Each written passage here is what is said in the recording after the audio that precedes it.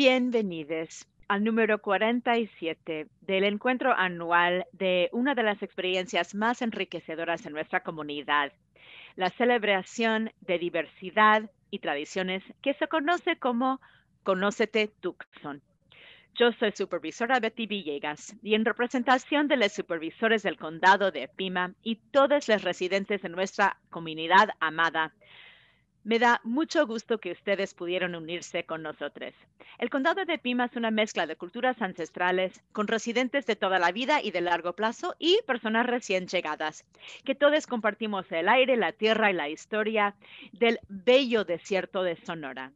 Afortunadamente para nosotros también compartimos las comidas, bailes, música, artesanías y rituales de decenas de diferentes comunidades culturales y grupos de artes tradicionales. Todas ellas llaman como hogar al condado de Pima. Cada año, Conócete Tucson, que a veces se conoce como TMY por sus siglas en inglés, es el espacio compartido donde descubrimos, respetamos y celebramos a nosotros mismos y a las demás personas. Felicidades y gracias a los organizadores de Conócete Tucson por haber adaptado este festival del año 2020 a las nuevas guías y precauciones para la salud pública. Este año TMY ha ido virtual para incluir experiencias a distancia social y virtuales para ofrecernos oportunidad de conectarnos mientras mantenemos la seguridad y la salud. Hay tanta belleza, fuerza y resiliencia en cada una de las tradiciones culturales y les aliento a unirse en apoyo y celebración de todas. Gocen, por favor, de todas las ofertas aquí y acuérdense que vamos a salir adelante porque somos el condado de Pima, fuertes en conjunto. Bienvenidos a este programa. Es parte de la edición del año 2020 de el Festival de Artes Populares Conócete a ti mismo, Tucson Meet Yourself.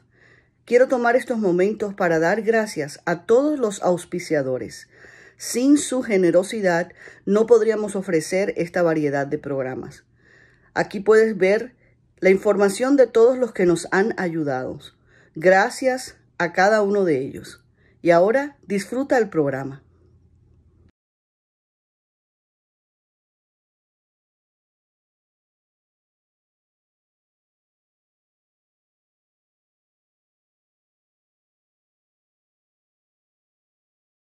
Hola y bienvenidos a Conócete Tucson. Mi nombre es Kate Alexander, soy curadora de performance para el festival y estoy tan contenta para que ustedes nos hayan unido a nuestra celebración de las artes culturales.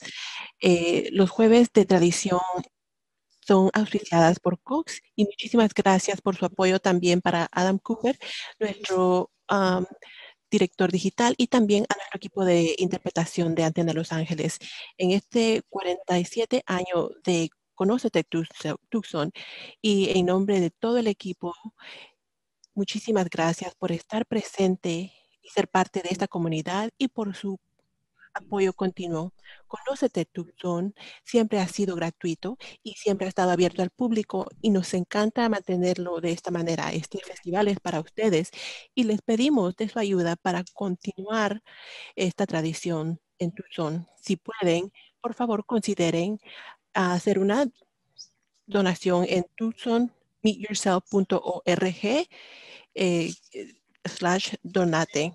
El día de hoy estoy tan contente de darles el bienvenido a Taiko y Capoeira Tradiciones con Karen Falkenton, fundadora y directora de Taiko Sonora, y Ann Pollack, maestra Luar Desertado, directora de Capoeira. Y vamos a estar platicando sobre qué quiere decir el representar a la comunidad y a estas tradiciones. Y claro, no sería Conócete Tucson sin unos actos. Karen y Ann, bienvenidas. Y me gustaría ver si ustedes pudieran presentarse, por favor. Sí, claro, muchísimas gracias por tenerme aquí en este festival en Conócete Tucson. Nosotros hemos sido parte de él por muchos años y quiero dejarles saber a ustedes el día de hoy sobre la historia y las tradiciones de capoeira. Capoeira era un tipo de artes marciales, pero también es una arte que integra bastantes partes, la libertad, la lucha por la libertad. eh, También existen canciones que nos cuentan historias y muchas hablan sobre la historia de capoeira o de maestros antiguos de capoeira. Y también hay tambores o sonidos de percusión, y también capoeira mantiene la tradición de diferentes bailes afro-brasileños. Así que capoeira comenzó, creemos más o menos en el principio de la época cuando a los africanos los esclavizaron en Brasil más de 400 años atrás, pero ya que capoeira se ha pasado de una manera oral, en una tradición oral que va de maestro a estudiante, y se mantiene por medio de las historias y técnicas. Realmente no hay una historia documentada real de cuándo en efecto se empezó a practicar. Parece que fue en los años más o menos 1800 al principio, y eventualmente la incorporación de diferentes técnicas han ocurrido durante los años. Así que capoeira comenzó y fue iniciado por personas africanas que eran esclavos en Brasil, y tiene raíces bastante arraigadas en los pueblos esclavizados, ya que muchas de estas personas venían de diferentes lugares donde hablaban diferentes idiomas, tenían diferentes culturas, tenían diferentes tradiciones, ya sea instrumentos, artes marciales, y los dueños de los esclavos los unieron para que no existiera un solo grupo que iba a luchar contra la opresión de la esclavitud. Así que tuvieron que buscar diferentes maneras para poderse comunicar. Así que capoeira se volvió una manera en que todas estas culturas africanas podían unirse y unirse en una lucha para la libertad. Conforme el tiempo existieron diferentes técnicas, y a capoeira se le reconoció como un arte bastante poderosa, y de hecho se utilizó por el gobierno brasileño en contra del gobierno paraguayo. Las personas que habían estado esclavizadas se les pidió que formaran parte de la lucha en la guerra para mantener a Brasil separado de Paraguay. Y existen también canciones que reflexionan este periodo de tiempo en el capoeira. Y en los momentos ya más modernos, el capoeira se ha creado como una forma de arte por la libertad o la lucha individual. Capoeira comenzó en Brasil y luego fue trasladado a Brasil, luego a Israel, donde se volvió bastante popular, y poco a poco se fue viendo por diferentes partes, y creo que ahora puede uno ver actos de capoeira por todo el mundo. Mi grupo Capoeira Mandinga es parte de una comunidad más grande, global, en términos de capoeira, de parte de grupos de personas que están entrenando en otras partes del mundo, pero también mi grupo Capoeira Mandinga tiene maestres en Nueva Zelanda, Taiwán, China, Islandia, México, Brasil, obviamente, y de Canadá y por todos los Estados Unidos. Así que todos estos grupos están trabajando juntos, especialmente ahora. Esta pandemia nos ha unido aún más, donde ahora nos estamos comunicando aún más. Hemos tenido festivales virtuales como este, pero realmente queríamos recalcar la fortaleza de capoeira al darle poder a las personas, especialmente a los niños y niñas, a las personas, desde mi perspectiva, y también empoderar a las personas en la comunidad global para poder construir una comunidad fortalecida y podernos entender todos como una sola persona. Muchísimas gracias, Anne y Karen. ¿Te gustaría contarnos sobre los orígenes de Taiko? Sí, así que Taiko es un arte de Japón y es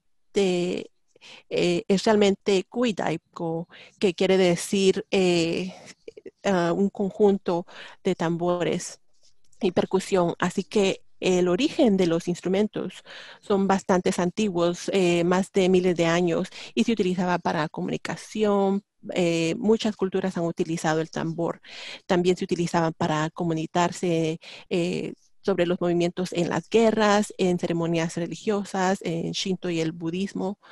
Y también se utilizan en música, en el teatro y en el palacio y un caballero que había sido entrenado en la música de jazz decidió que él quería cambiar un poquito el taiko. En ese momento lo que estaba ocurriendo es de que se utilizaban mucho en festivales y los festivales eran la manera en que las personas se familiarizaban con estos tambores taiko y usualmente practicaban un mes antes del festival y las danzas y en el día del festival tocaban estos uh, tambores y luego bailaban y tomaban sake y luego guardaban estos tambores por el resto del año. Así que taiko no es algo que las personas hacían regularmente, pero era algo especial solamente para festivales. Oguchi-san decidió que él quería tocar estos tambores más, así que pudo reunir a sus amistades, hombres jóvenes entre 18 y 20 años y formaron un grupo de taiko. Así que ellos empezaron a practicar todo el tiempo y sacaron esta arte al público en la televisión más o menos en 1958. Realmente es cuando nace el taiko moderno que reconocemos como taiko.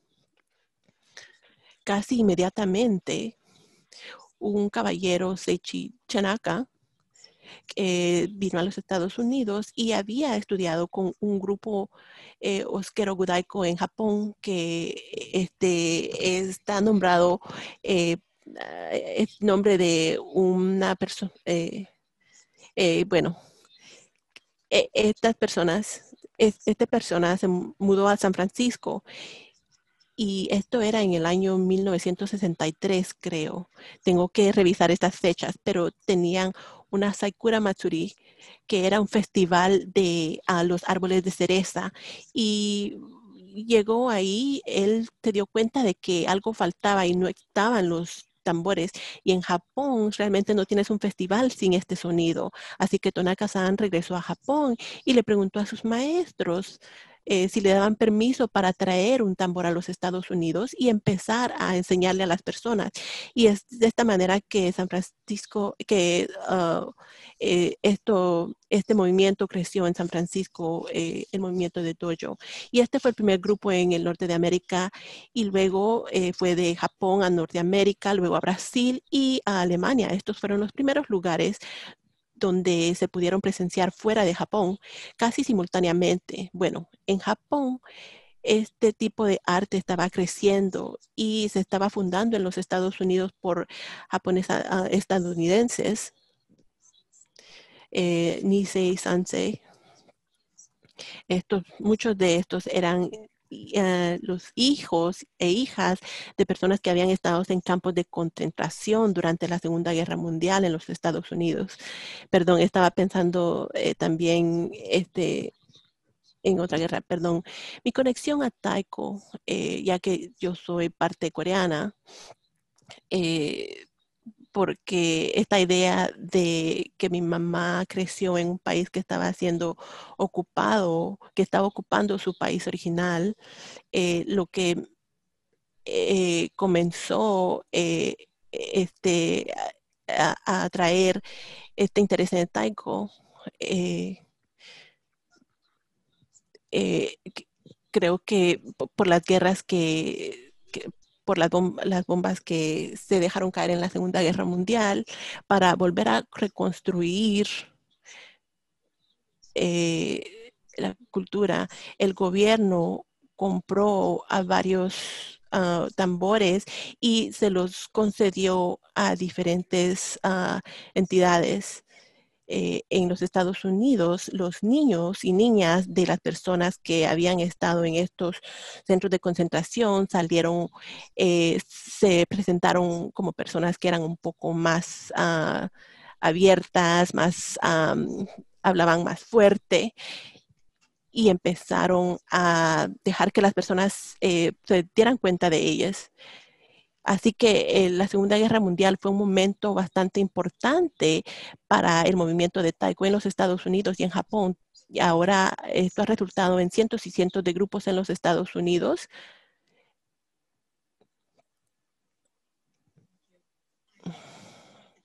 Gracias. Yo creo que algo que sale de lo que ambas ustedes han dicho es que estas formas de arte distintas han sido como el resultado de identidad, de presencia y de poder de estas distintas naciones. Y eso es algo que ustedes quieren expandir y de llevar más allá de estas conexiones. Yo puedo empezar si quieres. Yo siento que capoeira comenzó como un tipo de arte multiétnica, aunque la base de todas las tradiciones iniciaron en África. La cultura brasileña tiene también, le ha ayudado a expandirse y en el momento después de que la esclavitud se abolió, no se permitía el capoeira, no se permitía por ley. Y así que creo que hasta los 1960 en Brasil ocurría esto. Pero mientras tanto, los mestres que habían comenzado a desarrollar capoeira empezaron a cambiarle dentro de una manera que se podía formalizar y existía un mestre famoso que, que le dieron permiso para llevar el capoeira a unas academias y él inicialmente, cuando comenzó esta academia, tuvo que obtener la participación de la clase media porque fue mediante su conexión con el gobierno y llevando a cabo presentaciones para funciones gubernamentales que le permitió a él abrir esta academia, pero no se podía llamar una academia capoeira, sino que era el arte regional de Bahía. Y en el mismo momento había otro mestre Pajit, que quería mantener la forma más tradicional y eso durante el tiempo se ha empezado a llamar capoeira Angola y los grupos que continúan manteniendo estas culturas son diferentes y creo que llaman a diferentes personas que se puedan conectar una más con las otras. Por ejemplo, yo me conecto con ambas, pero lo que es bastante único en capoeira es de que comenzó como un evento multicultural y luego ha continuado actuando como una manera de unir a personas en diferentes tradiciones.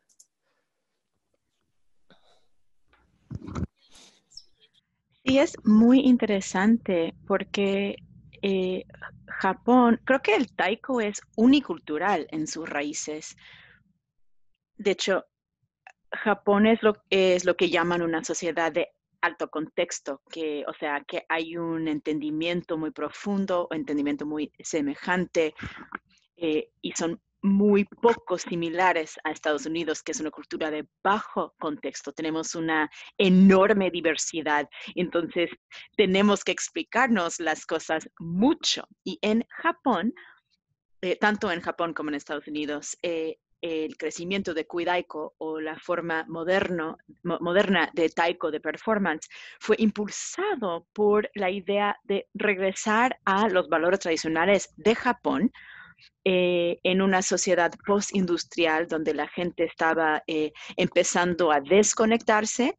Estos hombres jóvenes, en su mayor parte eran hombres jóvenes, querían separarse y mucho irían a una situación de vivienda comunal, por ejemplo, en una escuela abandonada, y pasar tiempo en meditación, tocando música y intentando recuperar un sentido, una idea de la persona, la cultura, las creencias típicas japonesas. Y en Estados Unidos, como mencioné antes, las personas que realmente lanzaron el taiko aquí, que yo diría las personas que realmente empezaron el primer centro de taiko, realmente eran hippies, querían levantar una protesta, reclamar su identidad japonesa y decir que no iban a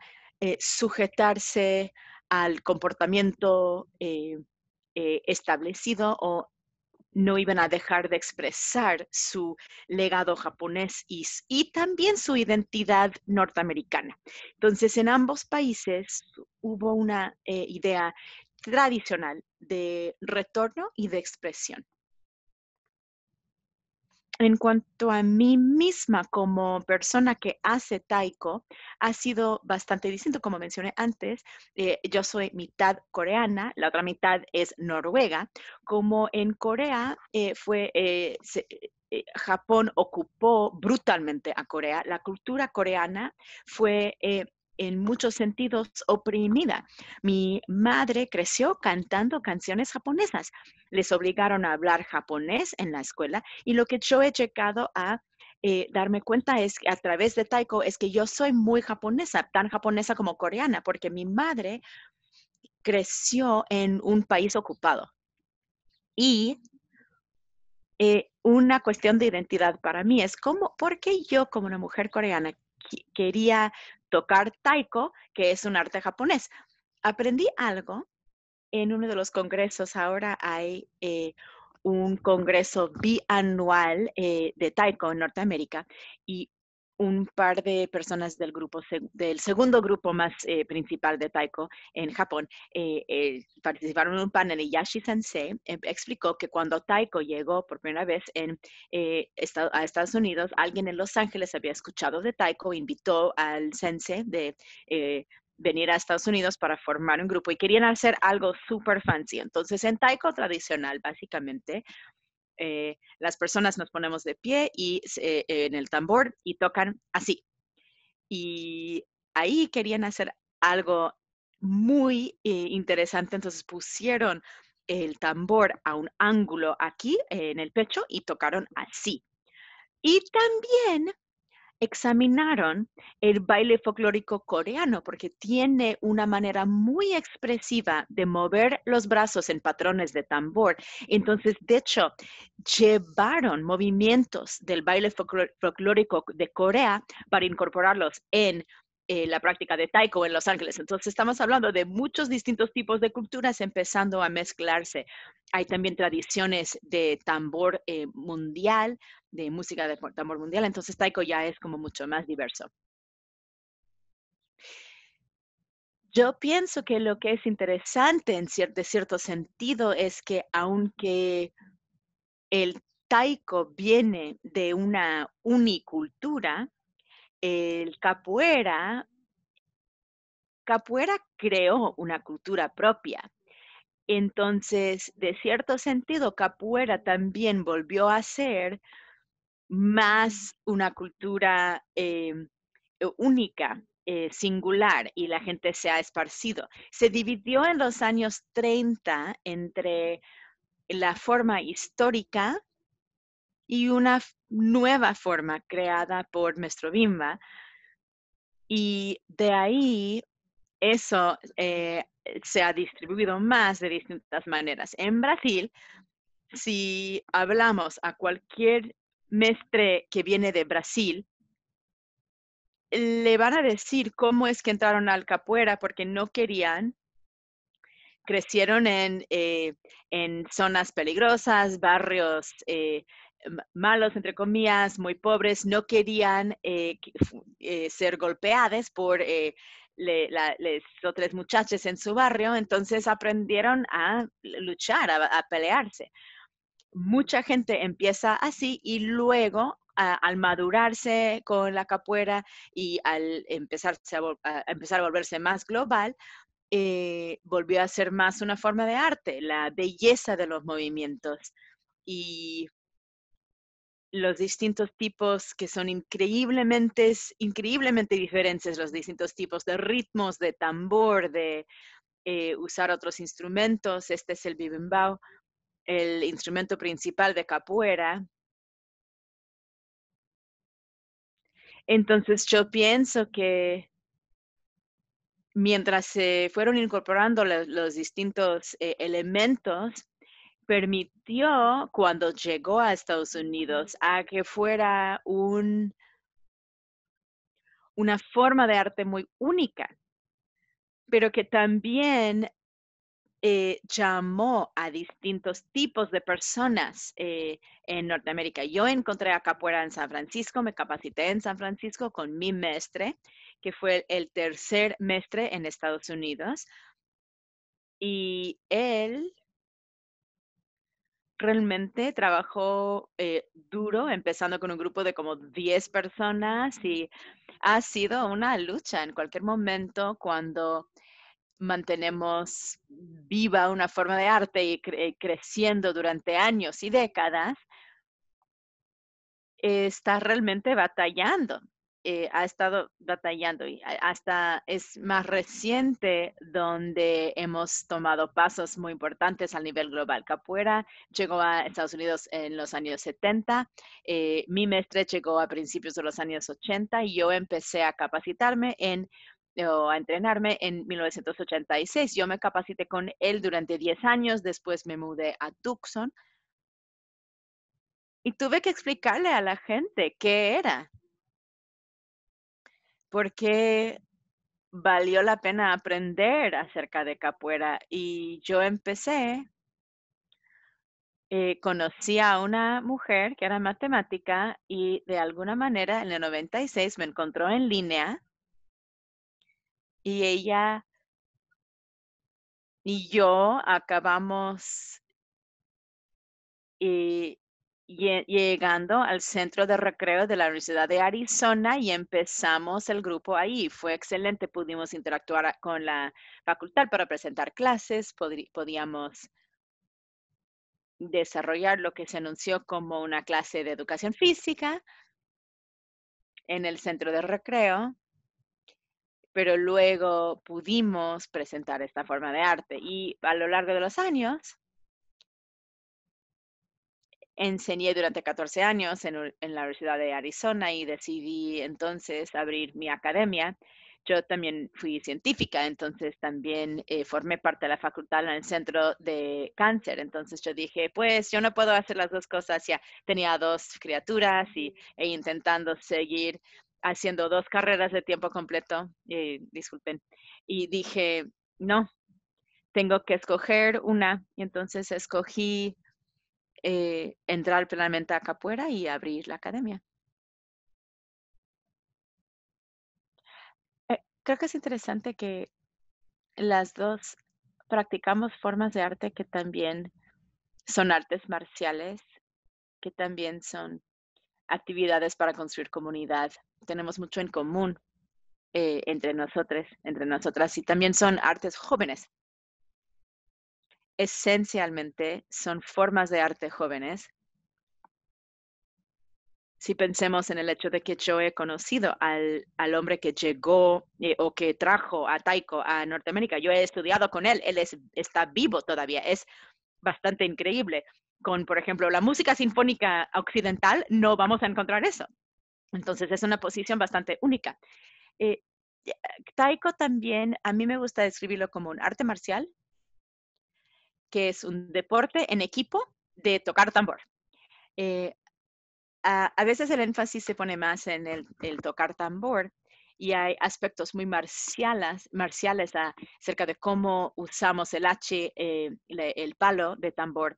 Se relaciona con formas de patrones eh,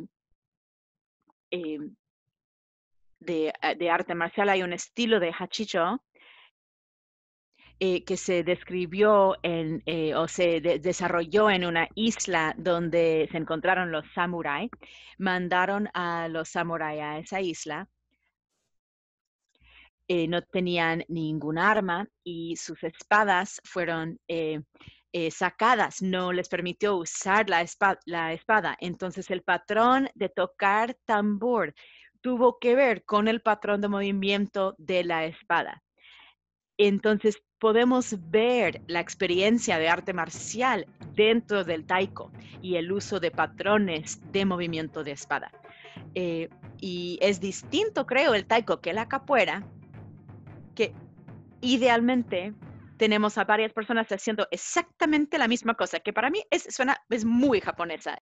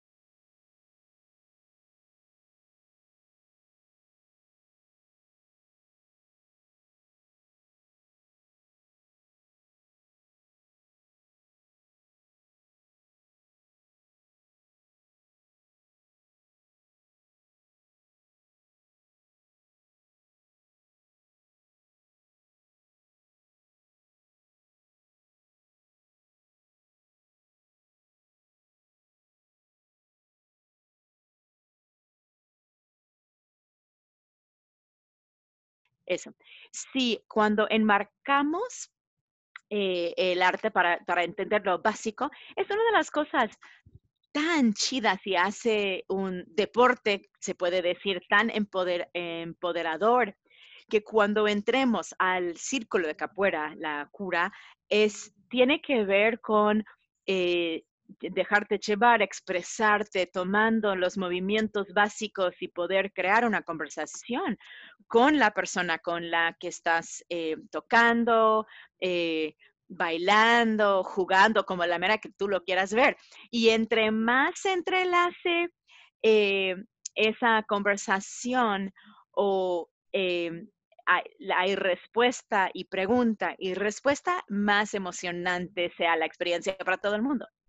Y no es como cuando estás haciendo como movimientos fijos en un patrón ya fijo. Se puede hacer cualquier cosa. A mí me encantan las diferencias, las leves diferencias y las comunalidades aquí, taiko, como la cultura japonesa, se enfoca mucho en la conformidad. Tenemos, por ejemplo, dichos como la flor más alta se le quita la cabeza o que el clavo que sale recibe más martillazos. No es una cultura de individualidad. Y el taiko, la gente lo ha hecho, mucha gente japonesa ha hecho que las raíces existen en el jazz, el taiko moderno. No creo que lo expliqué de manera muy profunda, pero el primer grupo de Koidaiko, yo voy a decidir que es el 68, que tocó tambor occidental con un kit de tambor, un conjunto. Entonces, él tomó el conjunto de tambores y básicamente lo deshizo. Entonces, porque ninguna de sus amistades tocaba tambor de esa manera, tocaba batería, era un conjunto de batería. Y él decía, por ejemplo, tú, amigo, vas a tocar el shiadaika, que es como el tambor o como la batería alta. Y salieron a tomar y así empezó usando la batería el taiko moderno aquí. Entonces realmente se desarrolló en que todas las personas hicieron la misma cosa al mismo tiempo y claramente cada quien tiene personalidad, pero tienen que tocar la misma canción el mismo año, el mismo tiempo del año durante horas. Y Kuidaiko llegó con este elemento de que es una noción quizá occidental de individualidad que se unió con taiko y jazz. Y eso se refuerza con el jazz, que no hay una estructura fija, pero cada persona que toca hacía su solo y hace una señal para regresar a la estructura. Entonces, permite que cada quien llegue con su personalidad individual que no se había expresado antes en los conjuntos de taiko. Sí, algo que tú dijiste que ahora Taiko quizás tiene individualidad, pero también todos y todas están haciendo lo mismo. Yo creo que todos haciendo lo mismo trae como un espacio meditativo que también es bastante importante en capoeira y eso es donde la música entra. La música es el berimbau, es los tambores generalmente es lo que crea una atmósfera meditativa, ¿no?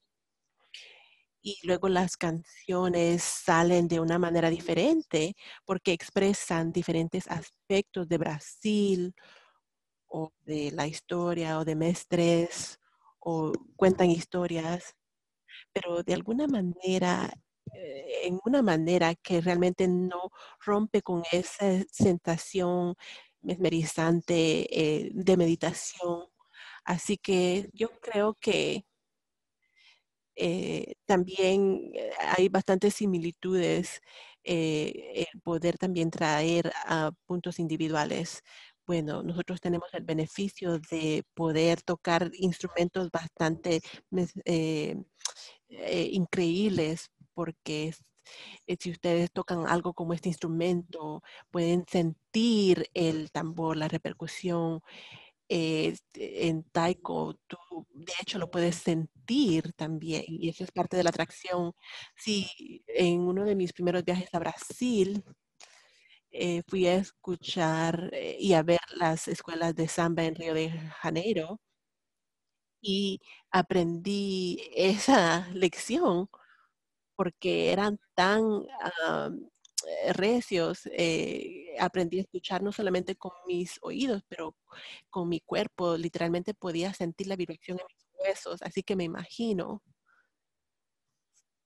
no sé si ustedes utilizan algún tipo de protección para sus oídos, pero me imagino que ha de ser una sensación increíble. Sí, en el estudio las frecuencias para el taiko son bastante bajas, pero no existe mucha evidencia de que hay algún tipo de daño. ah, pero tocamos estos instrumentos que son bastante ruidosos y también hay tres instrumentos que comúnmente se utilizan en estos grupos y tienen un sonido bastante alto. Esta es una flauta de bambú y akane y ataregane, que quiere decir el pegarle al metal, y estos que se llaman chapa. Estos instrumentos también son bastante ruidosos y definitivamente quieres tener un tipo de protección si estás utilizando estos instrumentos de brasa. Bueno, este es un momento de mostrar y contar. Me pregunto, y Anne, estabas hablando sobre viajar a Brasil por la primera vez y me pregunto de qué manera llegaste a hacer que el taiko se volvió importante para ti. Y quisiera saber si pudieran platicar un poquito más sobre de cómo estas tradiciones se volvieron importantes para ustedes. Estoy pensando en algo en particular. Yo me conecté con taiko cuando encontré encontré esa conexión con mis raíces coreanas, porque creo que finalmente como que se prendió un bombillo. Pero cuando uno ve algo, una forma de arte que uno siente una conexión con esa forma, no tiene que tener una razón lógica, pero creo que en ese punto es como que si uno está forzado para aprender lo más que uno pueda para poder practicar genuinamente esa tradición. Así que es importante para mí porque ya que Taekwondo es un tipo de forma de arte que esté escrita, cuando yo lo encontré una página web donde para que uno pudiese aprender taekwondo, uno tenía que ir a aprender con un maestro. Así que yo viajé a Los Ángeles, en Hawái, y eventualmente logré llegar a Japón para estudiar con maestros, porque esa es la manera que uno puede aprender esta forma de arte. Y ahora hay tantos videos por el internet que puedes aprender casi cualquier cosa, pero aún existe una parte donde eh, eh, tienes una, una forma de arte que te estás enseñando un maestro. Pero, por ejemplo, al aprender puedes conocer la historia, pronunciar los nombres correctamente y de qué manera llegaron a nuestro grupo, porque eso también es parte de la forma de arte para mí. Así que yo siento que es mi responsabilidad ir a Japón, y es algo que de hecho hago casi todos los años. Este año tuve que cancelar mi viaje, pero voy a las Islas Sado para estudiar una forma particular de percusión y de danza, y no es que yo voy para probar diferentes cosas. Hay diferentes estilos en Japón y he estudiado con diferentes personas, pero yo he encontrado que este estilo en particular se ha identificado mucho conmigo porque es un festival que ha sido generado por la comunidad, las personas que son, por ejemplo, policías, que trabajan en los bancos, personas que básicamente se unen para crear este festival. He visto y los he ayudado. He estado presente en las prácticas de noche, donde practican por lo menos 2 veces la hora, 2 veces, 2 horas, perdón, en la noche. Y también he ido a un templo donde se da una bendición y hemos estado tocando en las noches. Bueno, es bastante cansado, pero no hay nada no hay otra manera de que alguien le pueda enseñar esta experiencia a uno. Y los festivales en Brasil no existen nada que realmente pueda describir esa sensación de trabajar tan duro, de que hay tantas personas y el creer en algo. Y es una sensación comunal, es bellísimo. Así que ese es, perdón, siento que creo que me siento responsable, una responsabilidad de aprender todo lo más que pueda de esta forma de arte y compartirlo con mis estudiantes. Y de hecho, puedo insistir que practiquen bastante. Existen diferentes grupos en los Estados Unidos, tienen diferentes personalidades y yo diría que son, bueno, semiformales, y yo creo que también la historia es importante, parte importante de esta arte.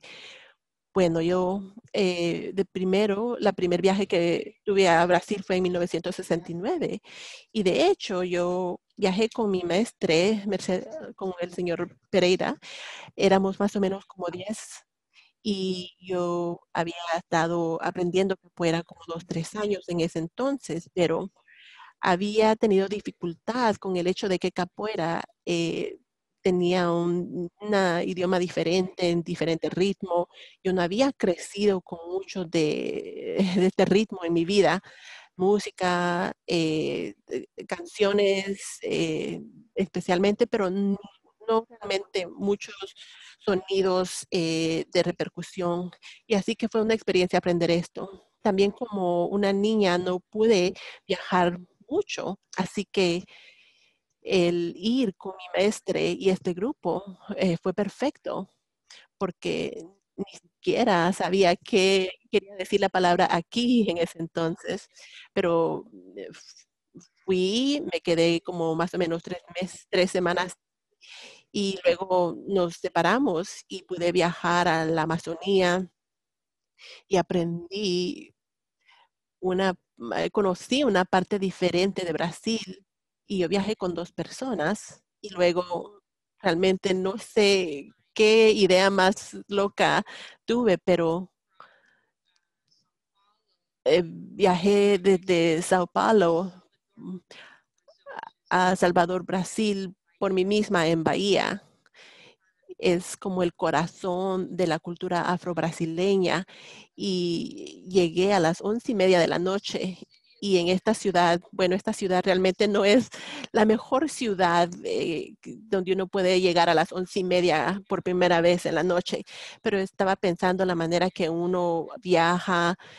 Conocí a alguien en el avión que me pudo ayudar y todo funcionó de maravilla y pasé más o menos como un mes aprendiendo con un mestre que había sido un estudiante de mestre Pastiña que presentaba el capoeira Angola y él aprendió en un lugar antiguo y había un otro grupo de capoeira antes que ese y también aprendí con este otro grupo y pude aprender un poco del capoeira Angola. Y ahora recordando todo esto, estoy tan contenta de haber podido pasar ese tiempo en esa academia y Salvador, que en el Feñoña, donde los esclavos eran vendidos. En ese momento cuando yo llegué, estaba siendo manejado por Mestre Bomba,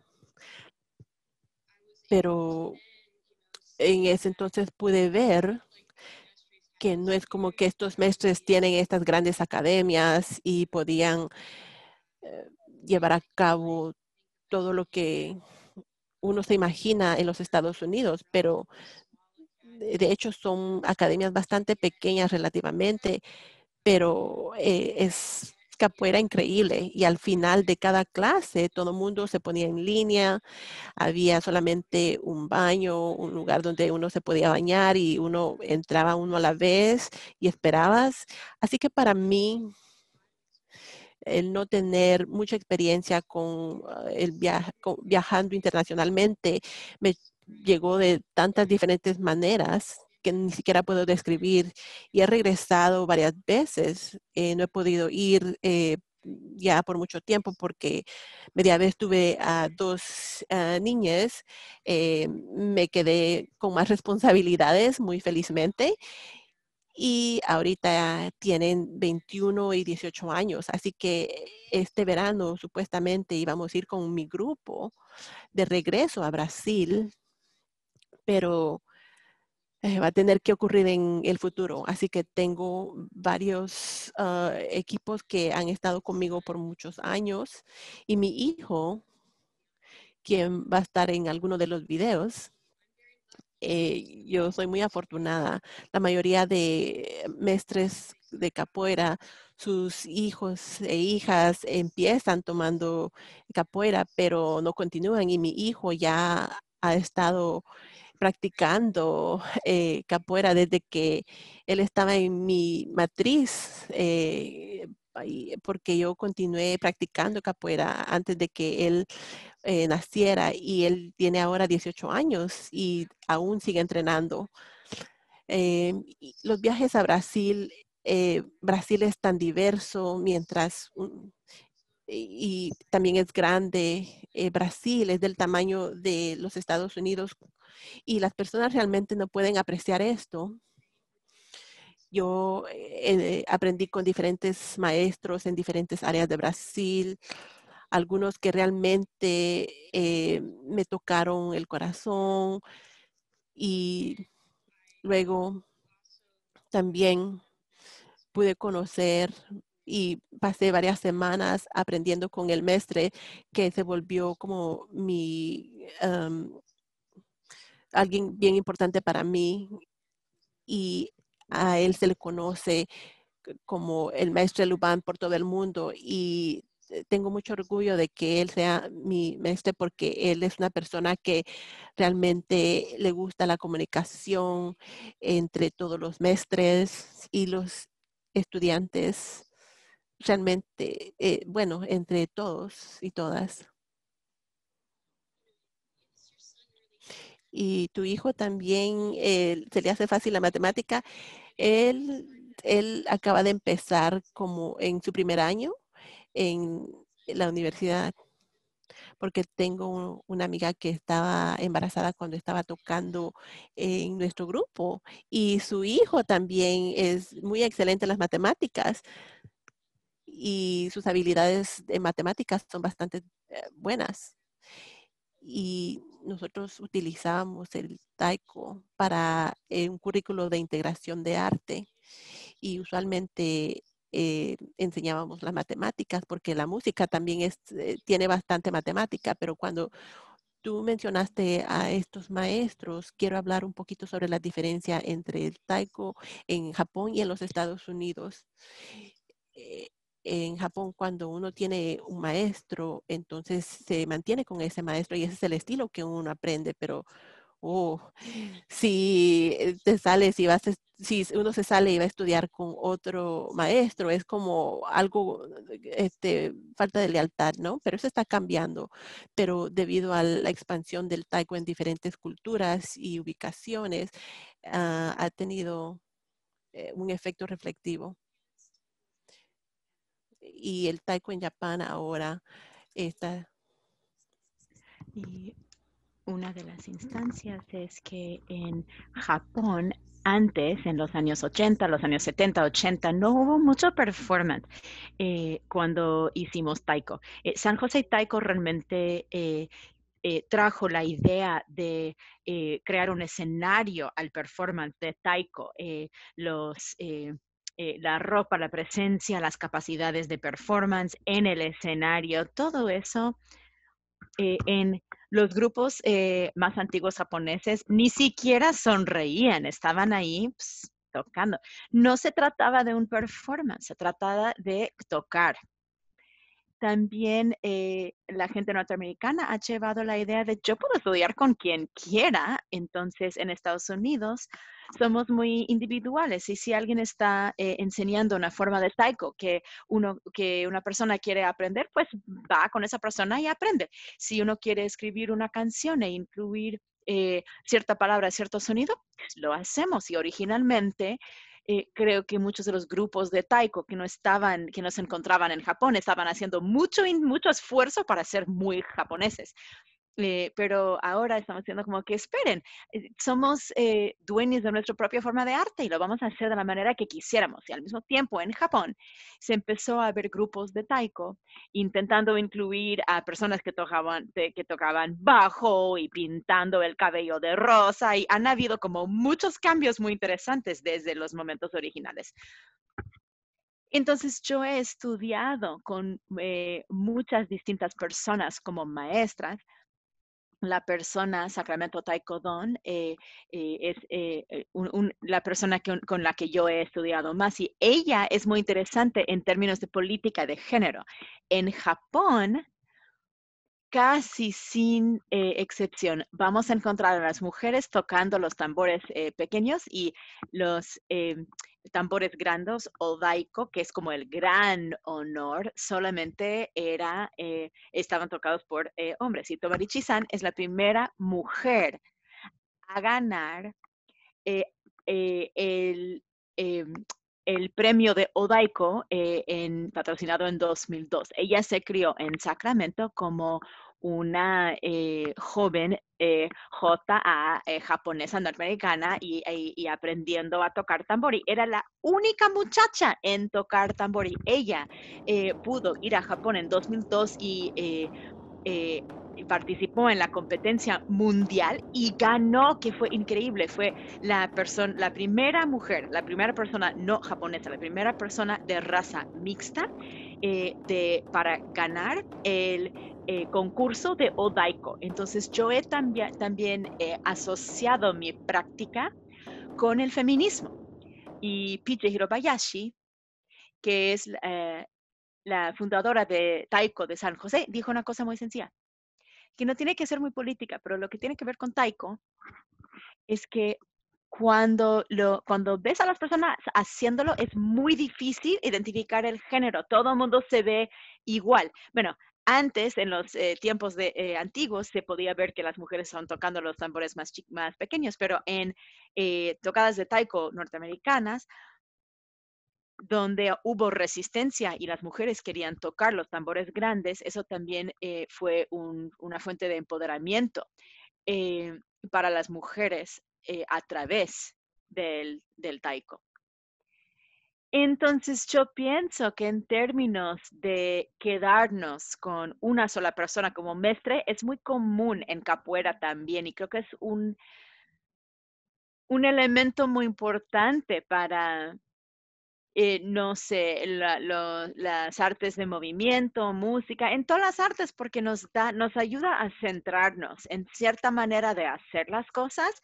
Y es solamente una vez que tengamos una manera de centrarnos, una manera básica de centrarnos, podemos expandir los horizontes y ampliarnos. Entonces, el primer viaje que hice a Brasil fue con mi mestre y me presentó y me dio su permiso para ir a todas estas distintas escuelas y los viajes futuros que yo hice a Brasil. Para entonces yo había estado participando en capoeira por suficiente tiempo que tuve una conexión muy profunda a mi mestre, que hasta hoy día él es mi mestre.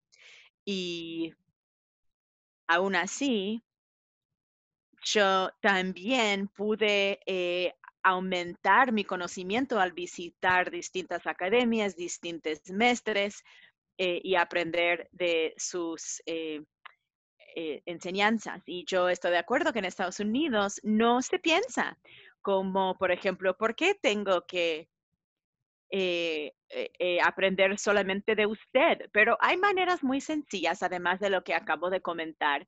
Hay cosas muy sencillas, por ejemplo, quizá yo uso distintas palabras para llamar ciertas cosas, o quizá hago yo un movimiento de manera distinta, uso una técnica distinta. Y yo encuentro que cuando los estudiantes intentan aprender de más de una persona, siempre están preguntando, pues, ¿por qué hacen esto? ¿Por qué el otro? Y siento que les está sacando o alejando de la fundación que tienen que encontrar. Entonces, yo siento que es muy importante si en algún momento de la vida usted decide que para el crecimiento quiere seguir adelante, pues nuevamente debería de ser una conversación con la maestre, con la persona con la cual aprende. Y sí, yo también quería comentar otra cosa, porque ambos participamos en formas de arte donde la persona que enseña es el canal a través del cual eh, se desarrolla conocimiento. Es la persona que nos conecta, que nos da el fundamento en la cual nos centramos y son luego un canal para expandir, conocer a otras personas, a otros maestres. Todas las personas que yo conocí en Japón, yo conocí a través de Tamara Ichi-san. Cuando fui por primera vez a Japón a estudiar y visitar, por ejemplo, una fábrica donde hacen tambores, y mi maestra fue mi guía, o en los festivales igual. Tenemos es una tradición basada en formas tradicionales. Sí, y el otro aspecto que sacó a colación es el papel del feminismo, pues hasta los años 1970 las mujeres no hacían capoeira. Podrían estar en el público, podrían cantar, podrían aplaudir, pero hubo algunas cuantas mujeres que sí empezaron antes, pero no muchas. Y es solamente en los últimos 5 años, quizá, con la excepción de Mestre Ejel Lima, que eh, le dieron el título de maestra hace muchos años, quizá hace 20 años, pero solamente en los últimos como 5 o 10 años, donde las mujeres han podido tocar papeles de liderazgo en capoeira. Y entonces yo empecé una clase para mujeres y criaturas, una clase de principiantes, porque yo quería alentarles a más mujeres a empezar a capacitarse, a empezar a entrenarse con capoeira, porque hay mucho empoderamiento. Eh, el poder ponerse de pie y cantar o aplaudir y unirse a un grupo que crea tanta energía es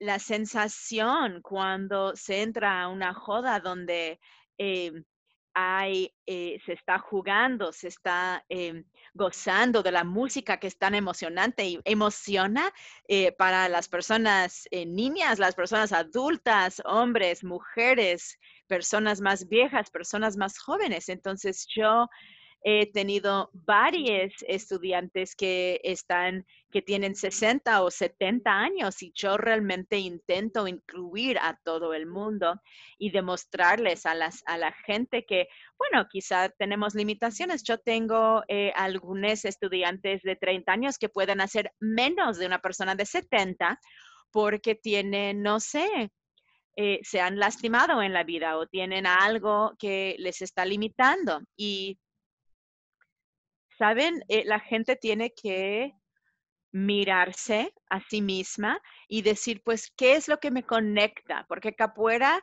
tiene que ver con enamorarse del proceso. No sé, si no te enamoras, no te quedas con la capoeira. Y es lo que bueno, sí hay una cita que a mí me gusta y que siento que es muy poderosa.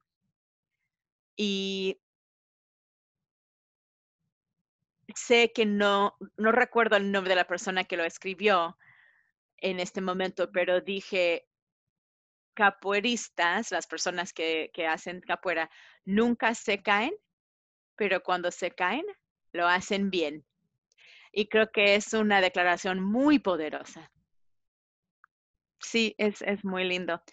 Yo pienso que lo que también es interesante para mí es cómo las dos formas de arte que hacemos incorporan mucho más de lo que piensa la gente. La mayor parte de la gente piensa que taiko es tocar tambor y yo pienso que mucha gente diría de capoeira que es danza y arte marcial, pero los instrumentos son igualmente importantes y en taiko la voz es igualmente importante, el baile, la danza es importante. La gente no entiende qué tanto baile hay en taiko y parte de eso es porque es una tradición popular como la música blues que se basa en el trabajo, en la labor. Entonces en Japón era una sociedad agraria durante el invierno. No se siembra, no se trabaja en el campo, entonces desarrollaron danzas, bailes y movimientos para poder practicar durante el invierno, para mantenerse en forma cuando llegaba la primavera para trabajar en los campos. Entonces, la mayor parte de los bailes, de las danzas, se basan en el trabajo duro, igual que la música blues. Estamos jalando cuerdas, estamos jalando las redes de las pescaderías, estamos tomando pasos fuertes para presionar la tierra y esos movimientos era para poder sobrevivir la siembra de la primavera. Los ritmos que llegan del trabajo tienen una relación a nuestra música de blues. Eh, la gente que estaba sembrando o trabajando en el campo no son ritmos completamente derechos, son ritmos naturales que vienen del cuerpo. No son, yo estudié violín, entonces yo sé cómo es tocar con un metrónomo y taiko no es eso. Eh, el metrónomo, el ritmo, se mide con la respiración. Y el descanso es un descanso colectivo, es completamente natural. Y cuando se escuchan las canciones japonesas de taiko, hay grandes cambios en el ritmo, en el tempo, y lo hacen sin pausar porque están respirando juntos. Y en Estados Unidos nos esclavizamos más al ritmo porque estamos aprendiendo aquí en la cabeza. No estamos empezando excavando pozos, pero yo he tenido la fantasía de hacer un taller de taiko donde tenemos que ir a trabajar la tierra y plantar para entender que la música viene de la labor dura con el cuerpo. Sí, muchas de las tradiciones que usan las personas capoeiristas son bailes que reflejan este tipo de movimiento. Hay una danza que se llama Pushariche, que básicamente es igual, jalando la red, y se trata de actuar el chevar o el jalar la red, y los hombres para ir a pescar irían en lanchas o barcos muy, muy largos esencialmente. Entonces dejarían caer las redes y tenían que rastrearlas después o rastrear de las orillas del mar las redes. Entonces hay un baile que representa esa labor igual. Y las personas capoeiristas tienen otros tipos de bailes que hacen, por ejemplo, maculelé, que es una danza de lucha con palos. Sí, es emocionante, pero también está contando una historia de un niño que se encontró en uno de los quilombos, donde es un pueblo en la selva. Es así va la historia, así cuenta la historia, y lo dejaron con las mujeres y las criaturas mientras los hombres fueron a cazar. Y entonces antes había mercenarias, personas para recapturar las personas africanas que habían empezado estos quilombos. Entonces estos hombres llegaron para sacar a las personas africanas, y se dice que él agarró dos palos de la tierra y luchó en contra de todos estos hombres. Entonces este baile es para honrar ese concepto de ser fuerte, poderoso, y cuando uno es joven y pequeño, usar lo que hay alrededor y la inteligencia para luchar en contra de lo que le parece a uno malo para usted y para la familia o para las personas a su alrededor. Kate, ¿tenías alguna otra pregunta? O sí, solamente una. Siento que ambas de ustedes pudieran platicar por mucho tiempo y tan profundamente. Así que estoy muy contenta de haber escuchado todas las maneras en que ustedes han encontrado para similitudes y elaboraciones en temas que son compartidos. Así que muchísimas gracias a las dos. Creo que para cerrar, ¿cuáles son algunas de las cosas que las emocionan de continuar aprendiendo y enseñando en estas tradiciones? Karen, no sé si tú quieres cerrar con este tema. Sí, así que esta pandemia me ha causado el pensar nuevamente de qué manera vamos a ir hacia adelante. Y uno de los proyectos que llevamos a cabo fue un proyecto de video donde cada uno de nuestros grupos enviaba una grabación tocando, y la canción que elegimos es una canción que se llama Korekara, que quiere decir en japonés desde ahora en adelante, desde este punto en adelante, y fue escrito por Oyonse, que quiere decir una persona de cuarta generación japonés estadounidense. Y porque Taiko está cambiando en los Estados Unidos bastante rápido, y ahora hay grupos universitarios que se ven en las universidades, hay personas que están llevando a cabo hay un grupo que se llama ONO, que se llama como el Cuarteto Cronos, que hacen cosas bastante experimentales, eh, y ustedes imaginarán, usan eh, eh, instrumentos electrónicos, sintetizadores. Así que estamos en medio de bastantes oportunidades porque también podemos enseñar en línea y enseñar muchas cosas sobre la cultura. Así que la primera cosa que hice, eh, que no he hecho en el estudio, es como los rezos. Así que hay mucha oportunidad y creo que lo que estamos aún añorando es la presencia física de estar juntos. Para mí, lo que yo me voy a enfocar en este grupo es para que mis miembros se puedan unir de una manera segura y creo que realmente nunca pude entender qué tan importante era para mí el que el taiko pudiera servir a la comunidad, porque eso es de lo que taiko se trata. Mi primer maestre me dijo cuando estaba un poquito eh, no segura de presentar para las personas. Entonces me dijo, ¿por qué entonces vas a querer aprender?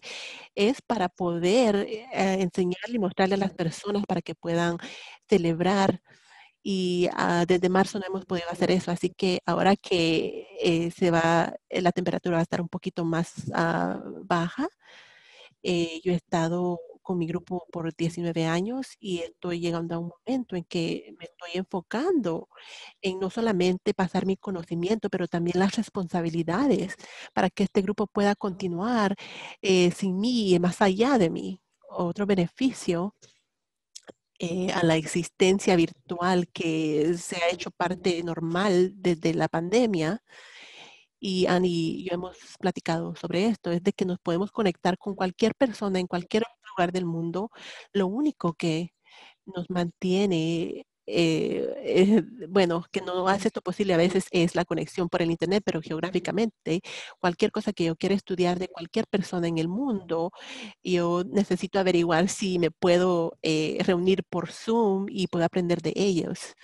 Parte de mi meta es que va a requerir un enfoque. Ahora todo es posible, pero necesitamos ver en qué nos vamos a enfocar, porque cada grupo tiene que tener su propia identidad, porque si no, eh, vamos a estar eh, como una lámpara que ha sido tirada por la lluvia. Así que quiero utilizar este momento para enfocarme en fortalecer eh, el centro de lo que Taiko es y el encontrar más oportunidades para renovar nuestra conexión a la comunidad y para eh, ser responsables y conectarnos con las comunidades de Taiko, porque de hecho estamos conectados y conectadas con las comunidades internacionales y nacionales. Y un beneficio de que en Tucson no existía Taiko, así que para poder aprender Taiko tuve que viajar y conocer a muchas personas, así que ahora tenemos muchas conexiones que me gustaría volver a renovar y a mantener y todo en servicio a Tucson. Eh, Quizás es algo sentimental, pero es cierto. Sin ustedes no somos nada.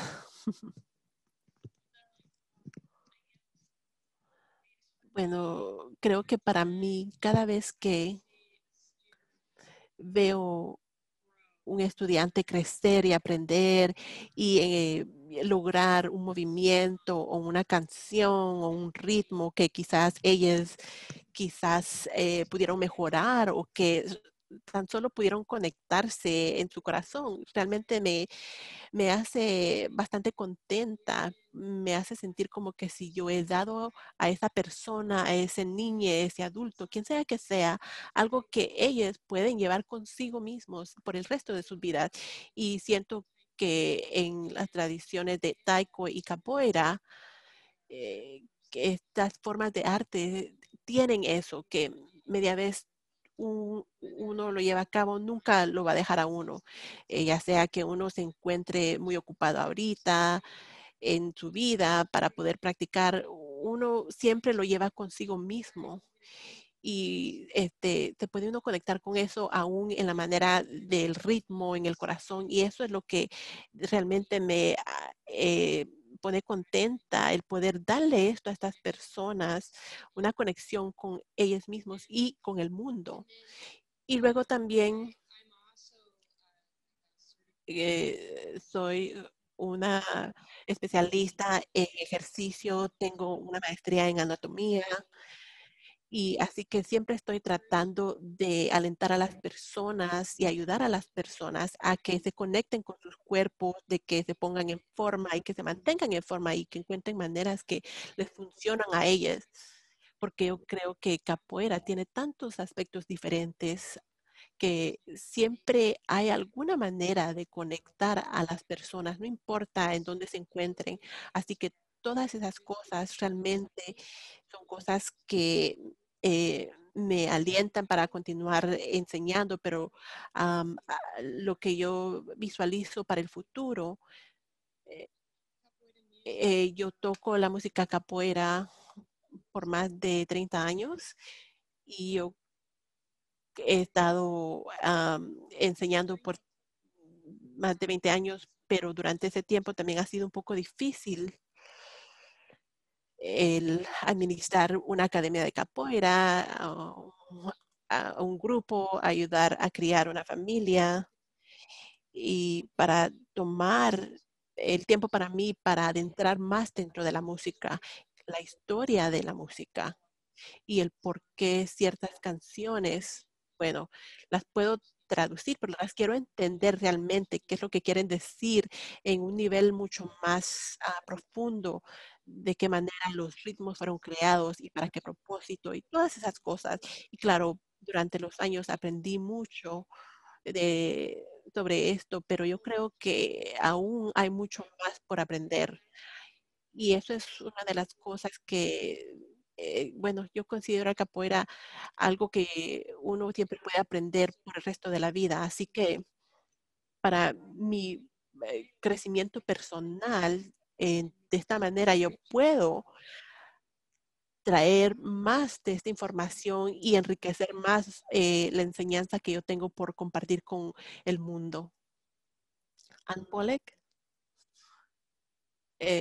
perdón, Capoeira Manchinga, Karen Falkenson de Odaico. Muchísimas gracias por su tiempo y su servicio al Festival de Conocer de Tucson. Hasta luego a todos. Que tengan un muy buen festival Conoce de Tucson.